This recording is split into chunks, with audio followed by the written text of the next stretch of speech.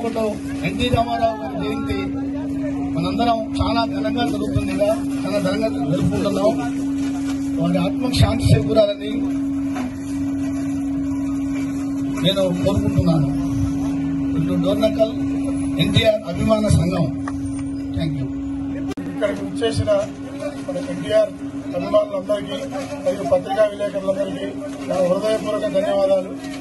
ముఖ్యంగా మనం చెప్పదలుచుకున్నట్లంటే మనం ఏ పార్టీలో ఉన్నా కూడా ఇవాళ ఎస్సీ ముఖ్యంగా తెలంగాణ ప్రాంత ప్రజలకు ఒక ఎస్సీ ఎస్టీ బీసీలు ఈ రోజు రాజకీయంగా అభివృద్ధి చెందారంటే కేవలం నందమూరి తారక రామారావు గారి కృషి, ఆయన పట్టుదల, ఆయన చేసిన సంక్షేమ కార్యక్రమాల వల్ల ఇవాళ మన తెలంగాణలో ప్రతి సామాన్యుడు కూడా రాజకీయాల వైపు మొగ్గు చూపడానికి కానీ వారు రాజకీయంగా అభివృద్ధి చెందడానికి కానీ ఆయన కారకులని మేము గర్వంగా చెప్పుకుంటాం.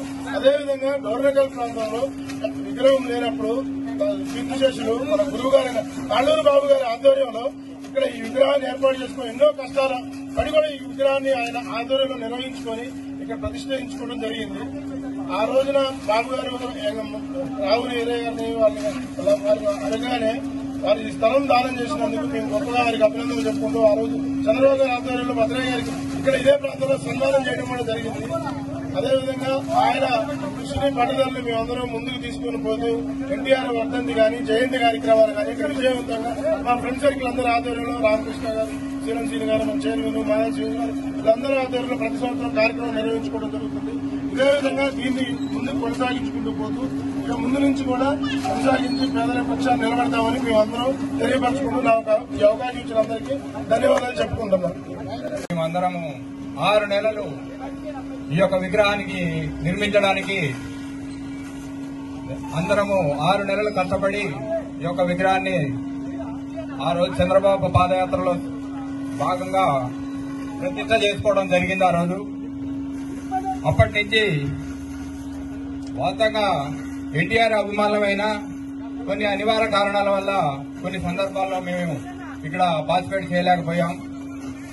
కానీ ఎవరికో భయపడి ఇక్కడ పార్టిసిపేట్ చేయకుండా ఉండకూడదనే ఉద్దేశంతో పోయిన 2 సార్ల నుంచి మేము ఇక్కడ పార్టిసిపేట్ చేయడం జరుగుతుంది.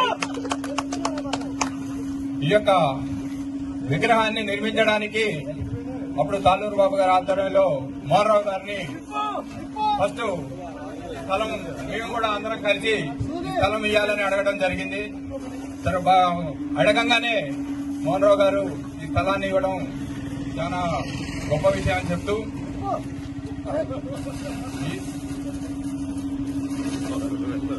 ఈ 101వ జయంతి కార్యక్రమానికి విచ్చేసిన తెలుగుదేశం అభిమానులు, ఎన్టీఆర్ అభిమానులు, వచ్చిన వారందరికీ శతకోటి వందనాలు తెలియజేస్తూ జై ఎన్టీఆర్, జై ఎన్టీఆర్.